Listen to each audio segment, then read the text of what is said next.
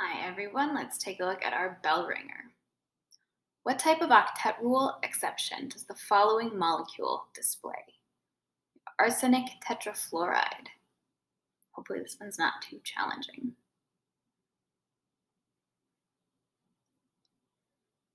You should be saying that this is an example of an expanded valence level. Arsenic has 4 single bonds, but it also has a lone pair, meaning it has 10 valence electrons, which is greater than 8, obviously. So it violates the octet rule, but it is an example of a valid Lewis structure. Today we're going to introduce VSEPR theory, and we're going to talk about the linear, trigonal, planar, and tetrahedral electron group arrangements. Our learning objectives are: I can explain how valence shell electron pair repulsion theory is used to construct molecular shape, and I can compare the linear, trigonal, planar, and tetrahedral electron group arrangements. So, VSEPR theory is terribly cool and interesting and exciting. And it allows us to take a molecular formula, turn it into a Lewis structure, and then actually get a good idea of the molecule's three-dimensional shape. And VSEPR theory, VSEPR is an acronym for valence shell electron pair repulsion theory. Please don't at me about how VSEPR is not phonetically the same as VSEPR. Fully aware, also have thoughts and feelings about it. But it is super cool and interesting because this theory allows us to predict how different molecules are actually going to look based on the number of electron groups that they have around a central atom, and how we know that those, or how we have been able to determine that those electrons and those bonded electrons will act around a central atom. So the basis of VSEPR theory is that each group of electrons around a central atom is located as far away as possible from the other groups of electrons in order to minimize repulsions. This makes perfect sense. We know that like charges repel, so electron groups are going to try to exist as far away from each other as possible. When we're talking in VSEPR theory or about molecular shape about a group of electrons, this can be any number of electrons that occupy a localized region. So this could be a single bond, a double bond, or a triple bond are all examples of, if you're talking about those electrons, you're talking about a group of electrons in a triple bond. It could also be lone pairs, or like when we talked about free radicals, any species that has that lone electron, that single electron, could also be a group in this instance. And based on what we know about electrons, groups are going to repel one another, and they're going to try to maximize the angles between each electron group. And that's the basis of the VSEPR theory and how it allows us to then predict molecular shape.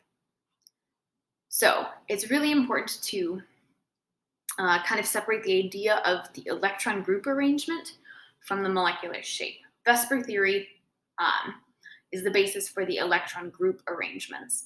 And when we're talking about the electron group arrangements, we're talking about just that, how the groups of electrons are arranged around the central atom. So the pictures of the balloons is a really good depiction because we're talking about kind of essentially the meeting of different electron densities where the two would meet in. So for example, 2, 3, well, all of them, they all meet in a central point, and that central point is representative of the nucleus of the central atom. When we're talking about molecular shapes, however, molecular shapes are determined by the locations of the nuclei of the atoms involved in that molecule. So they're very similar and they inform one another, but the molecular shape is the nuclei, electron group arrangements. VSEPR theory is about the groups of electrons and their locations. And while we're at it defining important things, let's talk about bond angles. When we talk about bond angles, that's most closely tied to molecular shapes. So the bond angle is going to use the central atom as the vertex for any bonds, and it's going to be talking about the angle formed between the nuclei of two adjacent surrounding atoms.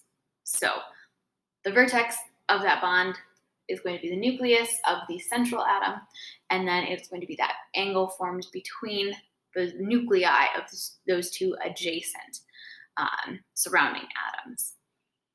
Bond angle, molecular shapes. Molecular shapes, nuclei. Electron group arrangements, electrons. So let's talk about our first electron group arrangement, the linear arrangement. The linear arrangement is when we have a central atom with two electron groups on either side. So two electron groups total, one electron group on either side of the central atom. This obviously means that our ideal bond angle is 180 degrees, and it forms a linear shape. So again, now we're differentiating between the linear arrangement is the electron group arrangement. Linear shape is the molecular shape. It tells us about how the nuclei of those atoms are arranged. And it has something called a VSEPR shape class. The VSEPR shape class is just kind of a good way to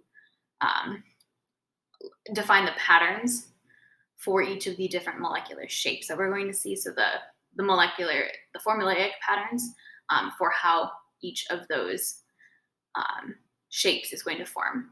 That's what I've got in parentheses here. The AX sub 2 is our VSEPR shape class. And it simply means we have a central atom and then two bonding pairs. So again, if we look at the picture down at the bottom, our linear arrangement is two bonding pairs, zero non-bonding pairs, which leads to a molecular geometry of a linear shape. So let's talk about the trigonal planar arrangement. The trigonal planar arrangement is three electron groups around a central atom. And it should be noted that all three of these are going to be in the same plane. So if you're looking at that little trigonal planar electron arrangement on the bottom left, imagine that central atom is in the same plane as the three other electron groups. There's not going to be one that's coming towards you or going away from you. All in the same plane, hence trigonal planar arrangement. The ideal bond angle is 120 degrees, and there are two possible molecule shapes. The trigonal planar shape, AX sub 3, is the VSEPR shape class for trigonal planar, and the bent molecular shape is AX sub 2E. So this is where we can see the differentiation between bonding and non-bonding electrons. AX sub 2 means we've got two bonding pairs, and then E represents one non-bonding pair. Let's talk about that ideal bond angle for a second. So I said it with linear as well, but it becomes more of a feature in the trigonal planar arrangement. 120 degrees is the ideal bond angle, but things like the presence of a lone pair or the bond order in a particular electron group can influence and can cause a deviation from the ideal bond angle.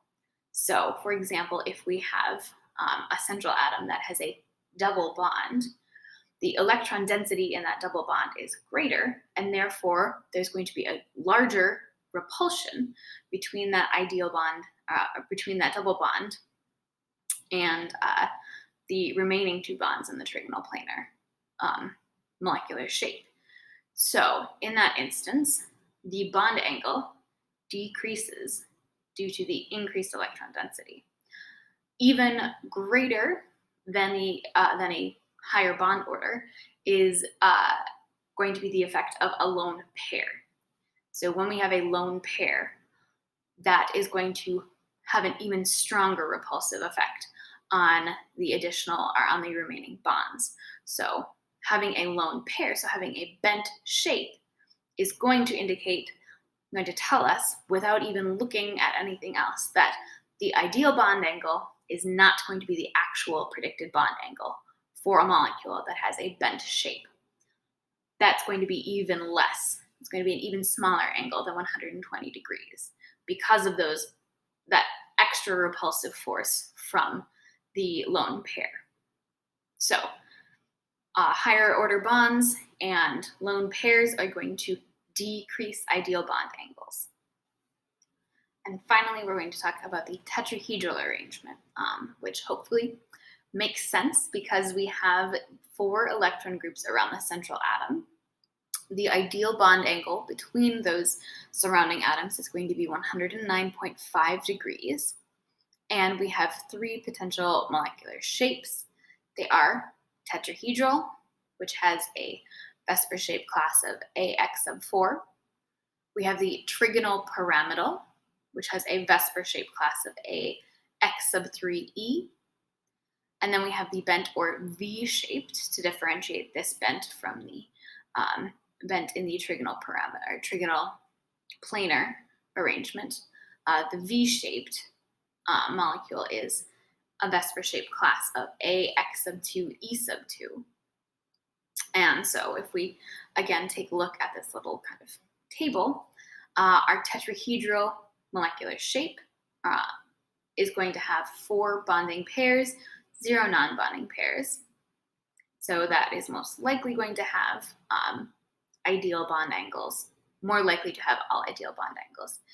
In our trigonal pyramidal shape, we have 3 bonding pairs and 1 non-bonding pair. So again, if you think about this is why this is such a fun topic to talk about, because we're getting into the actual 3-dimensional shapes. So in our tetrahedral shape, we have kind of, it's not a pyramid, but it's kind of like a little pyramid thing going on. If we look at our trigonal pyramidal, however, and we take away, we put our non-bonding pair on top in that kind of axial position, what we're going to have then is like a triangle-based pyramid. So the 2 points, or the 3 points, pardon, and then coming to a peak with the central atom. And that would be our trigonal pyramidal with 1 non-bonding pair. Because we have a non-bonding pair, that is going to do what to that ideal bond angle? It's going to decrease the ideal bond angle because of greater repulsion. And then our final 3rd possible shape for the tetrahedral arrangement is going to be the V-shaped arrangement, where we have 2 non-bonding pairs and 2 bonding pairs.